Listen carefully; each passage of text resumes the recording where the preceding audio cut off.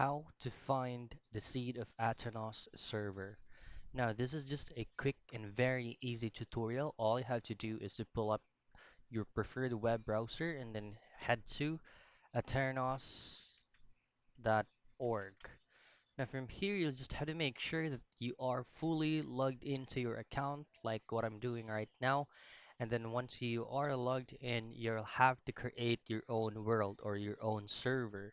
And the things that you have to check first before getting that seed server is to make sure that your current server is gonna be online.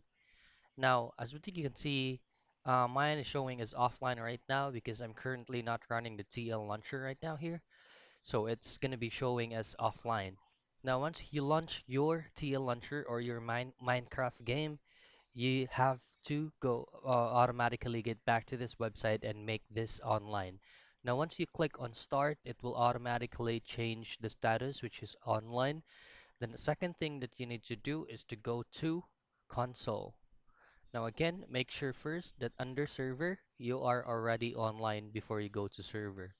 Now, all you have to do in server, um, it's gonna be like a command prompt sort of thing.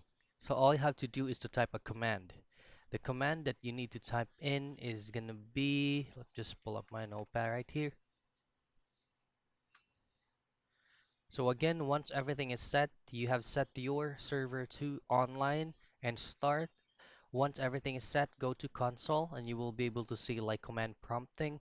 And then all you have to do to type in to get your seed server is just simply /seed.